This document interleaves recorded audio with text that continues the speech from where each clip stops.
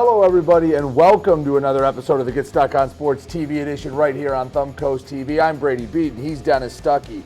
Regular season is done, so two things to talk about on the show. This segment, the first one, will run through all the Week 9 results, kind of rapid fire for all our teams.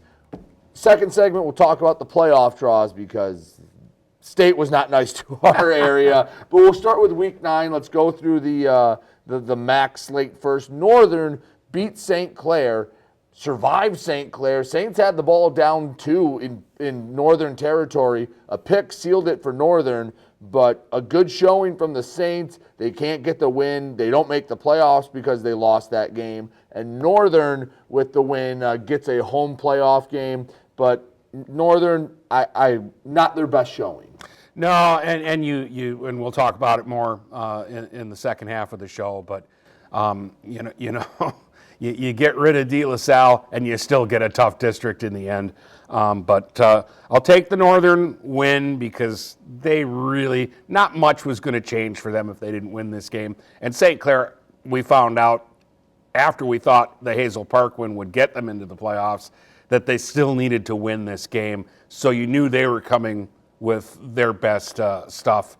And I applaud the Saints for the last 2 games of the season where they had to win, and they got one big win and came very close in this one. So I guess the question coming out of this, was Northern sleeping, or did St. Clair rise up and play at Northern's level? Because at the end of the MAC Blue slate, Dennis, we're going, all right, Northern's figured it out. They're clicking on all cylinders. Did they peak too early, or did they beat Mott and go, all right, kind of lean back, kick their feet up and go, let's wait for the postseason? Because the last 2 weeks have not been their best. No, and we'll find out real quick where they're at because they like I say, there's 3 other good teams in their district. That's a good district of 4 good teams. All right, PH wasn't a fancy win, but a 14-0 win down at L'Anse Creuse. They got the job done. I love the defense. The offense a little sporadic. Again, having not had eyes on this game to find out how the Red Hawks were playing it and how much they were using guys and were they only going, all right, this week you're only going to play defense and we're not going to, I don't know how the game went. Also, maybe L'Anse Creuse just played a little better this week. I mean, they're a MAC white team, so they have played good competition, but in the end, it's a 2-score win. You didn't give up a point. I'm not going to, tout it out and go, look at this win, but I'm also not going to, push it aside. It's a shutout win. Could it have been better? Yeah, but you got a shutout win by multiple scores. Yeah, and in the end, the Red Hawks had a really good season this year, and they're a little bit ahead of where I thought they'd be. I thought they'd play like they did this year, next year. Now I'm really excited for next year, and we still have playoff games to play. And they're going to be playing, they're going to have a fun matchup. We'll get into their matchup with Marysville. But the Vikings, they beat Marine City at East China Stadium. This was a big one. I'm going to give just a few numbers for you just to kind of emphasize what this win means. So last year, the Vikings beat the Mariners for the first time since 2016 and for the first time on the road in 20-plus years. They come back and do it again, a 19-8 win over Marine City. It's the first time since the 96 and 97 seasons that Marysville has beaten Marine City in back-to-back games. It's the first, and Derek Meyer, now the first coach since Walt Braun to do it consecutive times. This has not happened for Marysville in a long time, and won't get into it too much, but I think it's just the tides of the school shifting. Marine City's getting smaller. They're a D6. Marysville, they're a D3, but they're a bigger D4. Most years they're a D4 school, but Marysville has 50 kids on their varsity. Marine City has 30-some kids, and they were banged up a little bit. Marysville, I think, is trying to raise the bar, and we'll talk about it with their playoff matchup where they want to consistently be winning playoff games. I don't think they're satisfied with a 7-2 in playoff appearance anymore, and I thought Marysville played well. The result didn't surprise me, although history would tell you it shouldn't have happened. Yeah, and maybe the size thing is an advantage to Marysville in this series, but so far it's been a disadvantage for them with playoffs and the teams that they end up drawing because of where they're located on a map and because of their size and who they have to play now. But a big win for Marysville. I think what now that cements is the mystique of Marine City in this rivalry is gone. 2-3 years ago, we're talking about Marine City's up 7-0, 14-0 before the ball's kicked off. I think that intimidation factor has kind of gone out the window with that win. Well, it's fun, and that's what makes a rivalry is when it's not always automatic for one side over the other. And that's kind of been the history of this. For a long time, Marysville always won. And then for a long time now, Marine City has always won. In the end, yeah, it looks like a rivalry because both teams have almost the same number of victories, but just the way it happens, it really has been weird. So it was a nice win for Marysville. They finished the regular season 7-2. Marine City at 6-3. To the BWAC, a slew of games. We'll start with where you were at. 42-14 defeat for Armada at the hands of Frankenmuth. On one hand, you could say it was closer than we thought. And on the other hand, you could say, Frankenmuth did what they should have done. Dennis, you saw this game. Is Frankenmuth 4 touchdowns better than Armada? No, but they are the better team. But this probably should have been a 2-score game, not a 4-score game.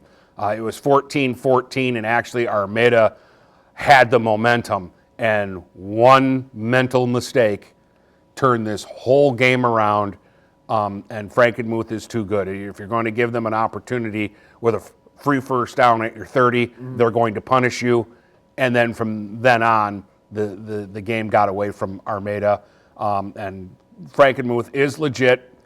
I did think they were the better team, but no, 42-14, they weren't that much better than. Basically, Frankenmuth got up 2-3 scores, forcing Armada to have to throw the ball around. They couldn't run their normal game plan. Armada's not a team designed to come back from 2-3 scores down. I think you saw something similar in the Almont game, where they got down big. They had to go away from what they did. Had they stuck to running the ball, maybe they could have made it look a little more cosmetically pleasing, but they had to change it up because they needed some big shots, and it didn't work, and the score got out of hand a little bit. Yeah, and that was their best offense in the first half when Malberg was getting the ball 85% of the time. Yeah, so Armada finishes the regular season 6-3. They are in the playoffs.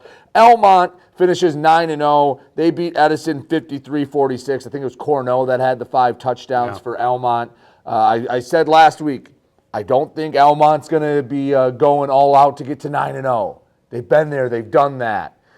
All they care about is winning that one game after Thanksgiving. And, you know what, this game didn't really affect much. I'm glad they won. I'm not going to panic that it was only a 7-point game. I think Edison's a nice team. I bet you if they rematch in the playoffs, it's not a 7-point game. No, because I've got a feeling, too, especially on the defensive side of the ball, Almont was playing a lot of different people. Right, because you look at the whole regular season. The one odd game was 34 to Yale, and that's Yale's a different offense. That was the one outlier. The previous month, they had given up 2 touchdowns every single game. You're telling me this same defense all of a sudden gave up 46 points? Yeah, I'm going to say Almont was pulling a few punches in this one, and yet they still found a way to win. Yeah. So Almont 9-0. Congrats to them. I mean, I know we say like, yeah, whatever, they're 9-0. But that is no small feat. The last 3 regular seasons, they are now 26-1, which is absurd. Yeah. And they were pretty banged up in the Ogemaw Heights game. Not that I want to take anything away from Ogemaw Heights. And it was a mud bowl. It was a mud bowl, too. Yeah, that week it was terrible. And then they went to the state finals anyway, so who cares about that week 9 game anyway? They had a classic with Collegiate, a week or 2 later? Yeah, so Almont 9-0. They're going to host every playoff game should they win until the semifinals, because then it's a neutral site. Algonac, they lost to Madison 38-34, but Dennis, this is a heck of a showing for the Muskrats. This was a surprising showing. They were winning at halftime, and this is an Algonac team. The 34 points was their second highest of the season. In week 1, they got 36 against Mooney, who's a lot different team than Madison. Right. And in the middle of the season, they had, I think, 22 in the Almont game when Almont had the cheerleaders in playing defense at the end of the game. So Algonac, not used to scoring and having this kind of offense. And I bet you in the second half, even though it probably didn't mean much to Madison, they were probably a little scared going, we can't lose to Algonac going into the playoffs, can we? So Algonac, they finished 1-8, but at least a strong showing on senior day to try and get that win. Croslex, they don't make the playoffs. They fall to Ogama Heights 27-7. We knew it was going to be a tall task, but they end up 4-5 and on the outside looking in the postseason. I thought they had a nice recovery. This season could have been a complete catastrophe. I mean, we're talking they could have gone 1-8, 2-7, something like that. 4, yeah. And they win 3 out of their last 4. They just couldn't rattle off 4 in a row. Basically, after the Richmond loss, you knew they had to be almost perfect. They could have maybe one slip up after being 0-3. They had 2 to an 8-1 Ogama Heights team and a 9-0 Almont team. Yeah. So they weren't good enough to beat the really good teams, but they were not a bad team. I'm not going to say this Croslex team was bad. They were a nice team, a decent team that had a really tough schedule. Yeah, I'm sure that they're not happy with 4-5, but the way it started, it could have been a lot worse. And I give the hats off because they actually got a lot of praise from people in that league who I respect their opinion. So Emily City, they smacked around Burton Bentley. 55. You gonna tell this story? What? That About the AI? Oh, no, the AI. Listen, we just run through it and see what they thought. They thought Bentley would do this to Emily City. Emily City, 55-0 to Burton Bentley. I don't know the last time they've had a 55-0 win, because even the one win over Hazel Park was by 40, I think. Yeah. Absolutely destroyed Bentley. They finished the year 3-6. No, they don't make the playoffs. But Dennis, at the beginning of the year, the goal we gave for Emily City is being upset away from being in the playoffs. Had they scored on the 2-yard line against Yale, they would have been an upset away from being in the playoffs. And they had a lead in the second half against Richmond. They ended up losing that game badly, but for a little while, they were the dream was alive. So I'm not going to say A+ on this season, but a solid, B+ for Emily City. There's still room for improvement, but a 3-6 year, their best in since 2020. And you can see against the good teams, there was only the Croslex and Armada games were the only ones they got just blown out. Every other game was at least semi-competitive.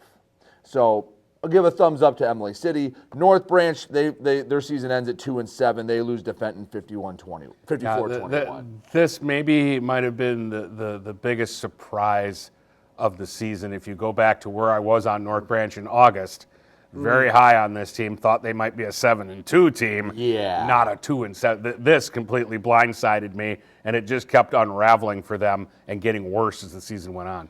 Richmond beat L'Anse Creuse North 21-7. They were up 21-0 at half. They cruised to an 8-1 regular season record. Yeah, they were conserving here because I think they knew what the matchup was going to be in the first round, and they want to just be healthy because they want all guns for this is going to be a tough district. And Yale went 2 powers and got a 48-21 win to cash their ticket into the postseason. Thought they could do it, and they did it emphatically. Yes, it was a closer game at halftime. They blew them out in the second half. Rapid fire through the thumb. Harbor Beach does Harbor Beach things, 41-7 over Millington. Not surprised they won, surprised that they killed them. Marlette, they end the season at 1-8. They won their first game, lost their last 8, a 42-12 loss to Laker. Yeah, you could see this one coming. Reese beat Sandusky 42-21. That win actually got Reese into the playoffs. Yeah, and their reward is they get to play beach. Ubley, yeah, right. Ubley, 3-6 year, lost their final 4. They lost at Clinton 48-22. Yeah, it seemed to kind of get away from Ubley at the end because they weren't real competitive in the last few games. No. Mooney lost to Southfield Bradford. 20 to 3. 20-3, and they go 0-9 on the year. In 8-man football, in the Big Thumb Blue, in the non-conference, Brown City with a nice win over Bridgman, 44-36. That's a big win for the Green Devils. That kind of restores a little bit of the faith we might have lost in Brown City because they should have killed Bad Axe, and they just kind of eked through that one. So we were a little nervous about what's going on at Brown City. This is a very reassuring win. Deckerville beats Alcona 41-8 to go 8-1. K-Pac 7-2 over Peck. They're going to be in the playoffs for the first time. They are in the playoffs for the first time in 14 years. Yeah. First and they time get, as an eight-man and they team. get Brown City, so that'll be an interesting game because it's a rematch. And Memphis got their one win of the year, beating CPS 59-20. That was all the Week 9 action. When we come back, we'll take a look at all the draws for the teams playing in the dance. Take a break, come back right here on the Get Stuck on Sports TV edition here on Thumbcoast TV. From doctor's appointments to work, shopping, and dining adventures, Blue Water Area Transit buses are the lifeline of our community. Depend on us for a ride that connects you to life's essentials. Blue Water Area Transit. Ride the wave. Riding the bus will avoid the hustle and save you lots of dough. Road rage, don't chance it. Ride Blue Water Transit everywhere you go. Welcome back to the Get Stuck on Sports TV edition, right here at Thumbcoast TV. Brady Beedon, Dennis Stuckey. Playoff time is here. We'll go through all our postseason teams. We'll start in the biggest divisions, go to the smallest. Port Huron Northern was the only draw we got that was what we were expecting. Everyone else from what we were expecting had something different in it. But Northern, they get to host a playoff game. They're going to host a 7-2 Lakeview team that, Dennis, I know Northern's the home team. I'm going to tell you right now they're the underdog in this game. Yeah, Lakeview is good. They're a 3 seed that actually is a threat to win a district. Actually, in this one, all 4 teams could win. I still consider Grosse Pointe South to be the best team here. Lakeview is. They beat Grosse Pointe South. That's why they beat 2 MAC Red teams too. That's why I actually think it's to South's advantage that they lost that game, because they'll want revenge and they'll be motivated. But for me, you know, when we started this season, we put our standards high on Northern. This is prove it time. Yeah. We weren't really excited about the way they finished the season. At least I wasn't. But still, they went 7-2 this year. Now is the time to make the next move. Winning the blue every year is great. 7-2 is great. Winning a playoff game is great. Let's win this district. And it's not going to be easy. It's going to take 2 really tough wins, and it starts with Lakeview, which might be your toughest game of the district. And here's the thing, if you get through the district, the region isn't going to be any tougher than the district. You could make a run. There's no Warren De La Salle. There's no boogeyman. Grosse Pointe South is good. I'm not going to say they're not a good team. I'm also not going to sit here and tell you that they are unbeatable. I mean, they're really solid. Lakeview got them. Lakeview, they're going to run the T. They run it tough. You at least get this one at home, but maybe that plays to the advantage because Northern's defense does a decent job against the run, although they haven't really seen a team like Lakeview that runs that sort of offense. Yeah, and you can just go back a couple of years and look at the tape of you playing Lakeview and what they did in a playoff game at Memorial Stadium.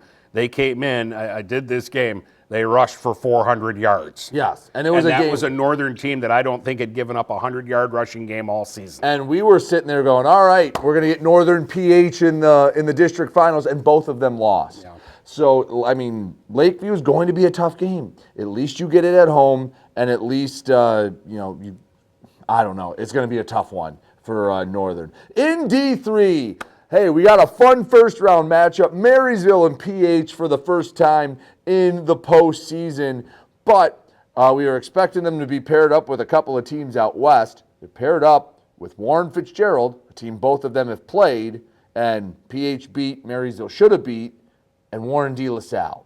So we know one of PH and Marysville are going to win, so let's talk about that one first. I have no idea who's going to win this game. I think it's the first one to get past 14 points. Yeah, I expect the defenses to be the story in this one.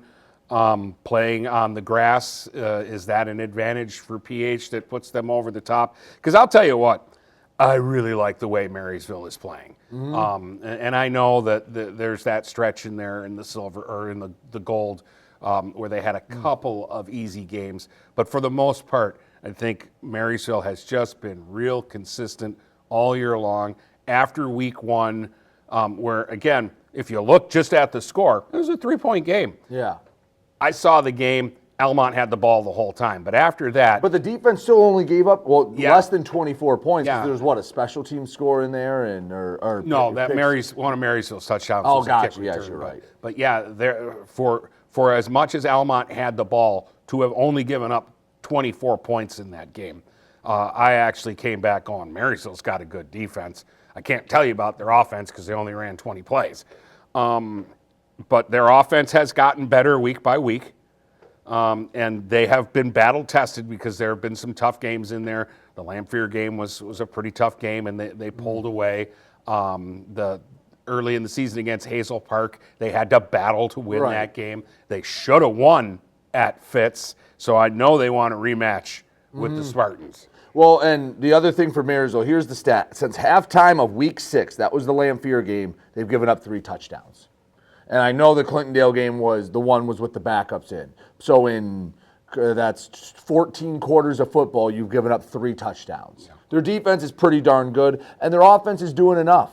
Their offense has not been high-flying, putting up a ton of points. I mean, I guess Warrenwood's Tower and Clintondale, they scored at will. We knew they were going to do that. But against teams they need to, they score enough. And they've done a nice job. PH, I mean, we talked about them. They've had a nice year. When they've lost by multiple scores, but they've been a bear of a team. And if you just look at how they set things up, you think they're 2 completely different teams. PH spreads it out. Marysville runs the straight T with no receivers ever split out wide. And when they do, it's like, oh my goodness, hey, we're into the 20th century of football right now.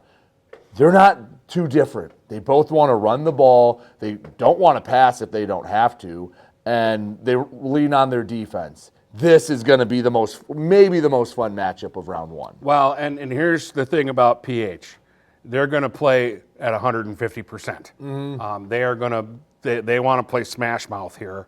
And remember what happened to Marysville against Croslex last year. Yeah. They weren't ready for that punch. The punch is coming again, boys. You better be ready, because that's how PH has a chance to win this game, is by out-physicaling you. Well, and you know that they're not going to let that happen again. When we were there at camp, they knew that wasn't, that did not leave a good taste in their mouth.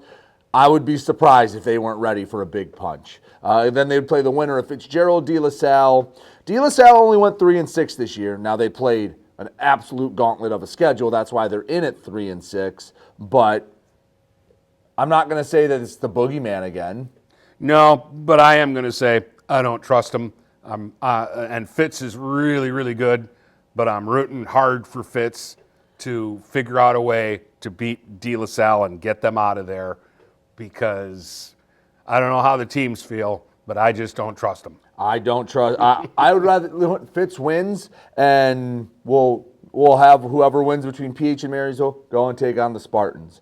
Again, St. Clair didn't make it in D4, so no one in D4. We go to D5. Yale goes to Frankenmuth. Richmond and Armada rematch. It was kind of the worst draw, because now for Richmond or Armada to make a run, you have to first beat each other, then beat Frankenmuth, then in all likelihood you'd have to beat Notre Dame Prep. If you win that region, that trophy should be like glow in the dark and have fireworks coming out of it. Look like the Eiffel Tower. Yeah, that would be a heck of a run. Here's the thing. I don't think any of those games, whether it's Richmond or Armada, obviously one of them has to win the opening round. Yale's a big underdog to Frankenmuth. Frankenmuth is not an impossible team to beat. You saw them. The game got away from Armada, but you said that it was probably Frankenmuth better, but they're not way better than Armada. Richmond a little bit better than the Tigers, just judging by the regular season. I don't think that's an impossible game to win, but it's a tough one. Yeah. And then Notre Dame Prep, we'll just call it equally as tough. So it's not that they can't win any of those games, but Dennis, it's hard to stack 3 of those in a row. You'd have to play really good football. Yeah, that's the thing about it, is that it's 1 week after the next for the first 3 rounds of the playoffs, and then whoever you get in the semifinals, they're not going to be a bad team. No. And at that point, you're there. I'm going to say, hey, you got there. That's awesome. Don't care what happens. And honestly, it's probably going to be easier than Frankenmuth or Notre Dame Prep, because everyone's looking at it going, all right, Frankenmuth and Prep are going to play in the regional final, and the winner of that's going to Ford Field. That seems to be the feel. again, I'm sorry. I'm glad Yale made the playoffs, but this is a horrible draw for them. Yeah. They're not going to Frankenmuth and winning this game. I was hoping that if they put a Detroit team in there, that would mean Yale would get to play probably Armada.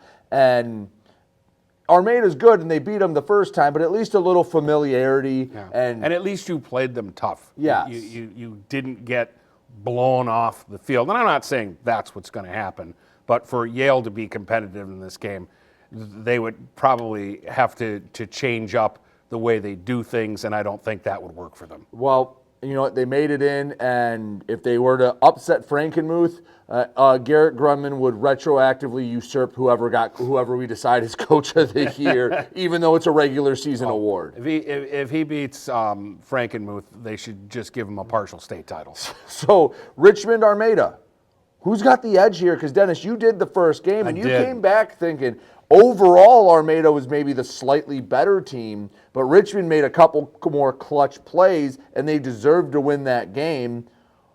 It's in Richmond this time. I don't think it makes too much of a difference. Who's got the edge here? Yeah, this is a good question. I think overall Richmond was the more consistent team this year, but in that game, Armada led the whole way. Richmond took their first and only lead of the game with 45 seconds or whatever it was left to go. The difference is that Richmond made a couple of big plays and Armada made a couple of mistakes. Mm-hmm. At one point, they were up 17-7 in the first half of this game, and I thought Armada was going to run them out of the stadium. It really had that feel to it, and then things suddenly switched. So I know Armada is going to be focused on a guy named Benetti because he was the guy that made the difference the first time around. And for Richmond, you got a couple of big plays. I don't know how you plan for this game because you're a really good run defense, and Armada kind of came out and threw on you in the first half to get their lead. And it was after that when they had the lead, maybe if you're Armada, you think this time if I get a lead, I'm not going to turn the gas off as soon. We'll see. It'll be very interesting to see how these two teams decide to go. I'll be shocked if it isn't a one-score game because I think these teams are that close. Big thing that could be the difference. Jack Klee went out in that game with an injury. Hasn't been seen since. You might see him back on Friday and night. That would make a huge difference. That is a big, depending on how rusty he is. I mean, again, is he 100% or is he just in a uniform and if out he's there? 100%, that makes a huge difference for Armada. In D6, the big surprise, we thought Almont and Marine City were going to be split up. They end up in the same district. I'm going to be so bold as to say Almont's going to beat Clintondale and Marine City's going to beat Clawson. In running time, both games. Yeah, I mean, that's, you know what, if you want to go trick-or-treating, you can do that because you're not going to miss much. You're not going to miss much. Your favorite player might get a couple of touchdowns, but... Yeah, just if there's a game, you can miss that because they're both going to play for a district title. And I do think the winner of that game is winning a regional. Again, Edison is the one seed in the district they're paired up with. I think if Almont played them again, I would be very bold and brash about how confident I was Almont was going to win that game. Yeah, and that Edison wasn't going to score 40 points. But Almont's good enough to where you can project a little bit. And the reason why I don't love this draw is now they're on the same side of the state as Jackson Lumen Christi, the team that's won like 14 state titles, the one that ran through last year. Now, they've been a little more human this year. They're still really good. But if they were on the other side, they would have had some tough games, don't get me wrong, but they would have been the one that everyone's going, oh man, Almont's the one we have to get through. I'm sure some teams like Montrose, some teams like even Traverse City, St. Francis, and Kingsley were going, oh, thank God, Almont and Lumen Christi can beat each other up, and one of us is going to get through now to the finals. Well, here's the deal for me, Brady, because I know that Almont only wants one thing. They want a state title. They've done everything else. So you have to beat Lumen Christi at some point. If you got to beat them a week earlier than you anticipate playing them if you're coming up the other side, then so be it. But you still have to beat them if you want to reach your goal. Right. In D8, not much to talk about. Harbor Beach, they're going to win their district. They draw Reese. The big thing is they're in the same region as Beale City. I'm sure they were hoping that would at least be pushed to a semifinal. But basically, Harbor Beach, Beale City, and Hudson are the three teams that most people feel can win a state title. And I think Harbor Beach and Beale City, and you can throw Ubley into the mix. I think those three teams are just tired of each other, and this is just going to be another game for them. It's like, we got to play these guys again.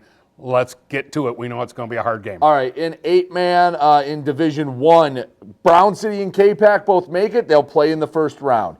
Brown City got them big in the first one, but K-Pac hasn't lost since. No, yeah, K-Pac's been playing really well. I think Brown City's the favorite here, but I think this is going to be a good game. And Deckerville, after their win over Lincoln Alcona, they'll host Morris in round 1. Don't know how healthy Deckerville is, but I'm glad they're in there. Technically, they're not defending their title because they won the D1 title last year. They're in D2 this year, but hoping the Eagles can make a run. I never go against Coach Brown, and they scored 41 on Alcona, so I think they were a little healthier last week, and I'm going to jump on that Deckerville bandwagon right now and say I'll see you in Marquette. All right. Bold claim from Dennis. That'll do it for this week's episode. Next week, we'll see who's still standing because we could have a lot of teams, we could have very few. We'll talk to you next week right here on the Get Stuck On Sports TV edition here on Thumbcoast TV.